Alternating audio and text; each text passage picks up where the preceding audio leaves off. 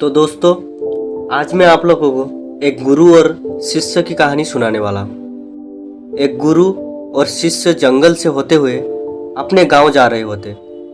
अंधेरा काफ़ी हो चुका था। शिष्य ने अपने गुरु से कहा कि गुरुजी, काफ़ी रात हो चुकी है, अगर आप कहें तो आज की रात यहीं आसपास के किसी गांव में रात गुजार लेते हैं। गुरुजी ने अपना सर हिलाया और वो आसपास के गांव में एक छोटे से घर के पास जाके रुके। अब जैसे ही वहां गए तो शिष्य ने दरवाजा ठकठकाया। उस घर के एक गरीब आदमी बाहर आया तो गुरुजी ने बोला, हम अपने गांव जा रहे थे, लेकिन काफी रात होने की वजह से हमने इसी गांव में रुकने का सोचा। क्या हम आज रात आपके यहाँ रुक सकते हैं? गरीब आदमी ने बोला, क्यों नहीं, आप दोनों अंदर आइए। अब जैसे ही गुरुजी अंदर गए, उन्होंने देखा कि उस आदमी के घर में बहुत ज्यादा गरीबी थी। गुरुजी ने उसे पूछा कि आप काम क्या करते हो?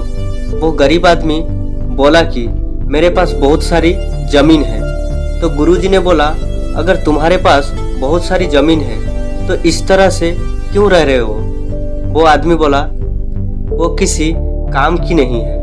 गांव वाले बोलते हैं कि ये बंजर जमीन है, यहाँ पर कुछ भी नहीं उगाई जा सकती और वहाँ पर फसल उगाना बहुत बड़ी बेवकूफ़ी होगी। गुरुजी ने बोला, तुम्हारा गुजारा कैसे होता है? उसने बोला कि मेरे पास एक भैंस है जिससे मेरा पूरा घर चलता है। ये सुनने के बाद गुरुजी सो जाते हैं और रात में जब सब लोग सो रहे होते हैं तब गुरुजी अपने शिष्य को उठाते हैं और उस गरीब आदमी की भैंस को लेकर अपने गांव जाते हैं। शिष्य अपने गुरुजी से पूछता है कि गुरुजी, कहीं आप ये गलत तो नहीं कर रहे हैं? गरीब आदमी की रोजी रोटी इसी भैंस की वजह से चलती है। तो गुरुजी अपने शिष्य की तरफ देखते हैं और मुस्कुराते हुए आगे बढ़ जाते हैं। उस बात को तकरीबन 10 साल गुजर जाता है और जो गुरु का शिष्य था वो बहुत बड़ा गुरु बन चुका था। तो एक दिन उन्हें इस गरीब आदमी की याद आती है कि मेरे गुरु ने उस आदमी के साथ अच्छा नहीं किया था, मुझे एक बार चलकर देखना चाहिए कि वो आदमी किस परिस्थिति में है।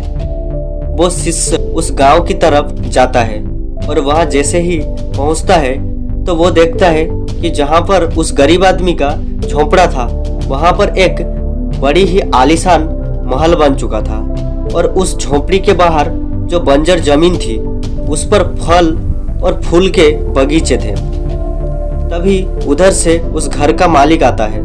शिष्य उसे पहचान लेता है और उस आदमी को बोलता है, तुमने मुझे पहचाना, मैं अपने गुरुजी के साथ आया था, हमने एक रात के लिए आपके यहाँ रुके भी थे। वो आदमी उसे पहचान लेता है और बोलता है कि उस रात में आप कहाँ चले गए थे? उस रात मेरी भैंस भी कहीं चली गई थी, मेरे पास कोई रास्ता नहीं, तो मैंने अपने जमीन पर मेहनत की और फसल निकाल आई और आज मैं इस गांव का सबसे बड़ा और सबसे अमीर आदमी बन चुका हूँ। ये सुनने के बाद शिष्य की आंखों में अपने गुरुजी के लिए आंसू आ गए और उसे ये बात अब समझ आ गई और वो रोने लगा।